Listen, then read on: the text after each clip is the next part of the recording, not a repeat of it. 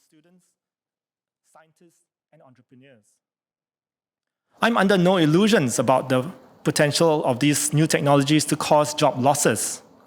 This is why in January 2024, I asked the government for its plans to proactively retrain workers who are at most risk of displacement from AI. We need interventions to steel our citizens against AI-driven job redundancy. It is better for us to be the architects of our own disruption than to allow technology to change us for the worse. It is tempting to pull out the old playbook of pouring money into training programs and encouraging workers to attend courses. However, this approach may not succeed in upskilling an entire workforce in disruptive new technologies. We must also embrace tacit learning through the hands-on use of AI and robotics. Tacit learning is learning by doing. As the world and the job market are changing in breathtaking speed. 2 weeks ago, OpenAI stunned the world with their text-to-video capability, Sora. Sora was able to generate lifelike 1-minute video from text prompting where everything in the video obeyed the law of physics. Imagine that, being able to ensure that every single interaction in the animation abide by physics.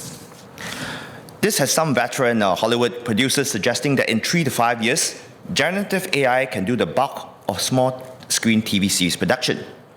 Great possibilities. But what happens to creative professionals globally, including in Singapore? The same story can be replicated across many industries, many countries. We need to be prepared. We want our people to lead in this new wave of change. Most people do agree with the central idea, but yet there's also many questions. Who will pay for it?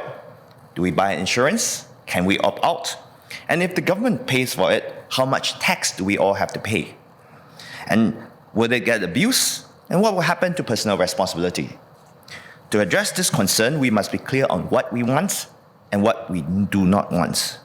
Of course, we want our people to be confident in the face of change.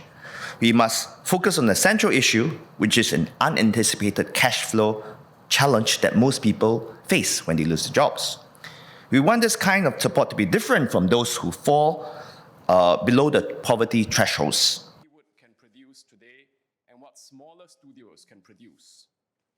Just 1 year ago, during the debate on the President's address in April 2023, I'd spoken in Parliament about the age of AI and how fast things were changing, how software like ChatGPT, GPT-4, Midjourney 5 had appeared on the market within less than a year or so.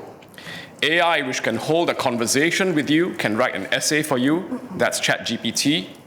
AI which can take high school exams, advanced placement exams in the United States curriculum and outperform many humans, that's GPT-4. AI which can create photorealistic pictures of events that never happened, that's Midjourney 5. Just 1 year ago, I had spoken about how, with increases in computing power, once you go from generating one make-believe image to 30 images a second, you go from AI-generated photos to AI-generated videos. At the time, April 2023, I'd expected the technology to take another 2 to 3 years. As it happened, it took place faster than I imagined. Within 10 months, OpenAI had announced the Sora platform to produce AI-generated video. So that's the world today. Technology disruption happening very quickly.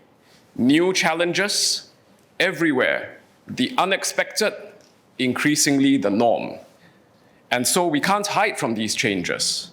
No country, no economy can hide from these changes in the world with AI. Even if an entire country tries to prevent AI from entering its borders, other economies will do so. Your competitors will do so. So we have to accept the world as it is, the way the world is going to be, and look after, support, empower, uplift our people. And this is why the new subsidy for Singaporeans aged 40 and above to pursue another full-time diploma in higher education. This new subsidy in the budget, that's why it's so important, because it recognizes that in a world that's changing so quickly, what you learn in school in education at age 20 may have changed, transformed, been replaced by a new world by the time you're age 40.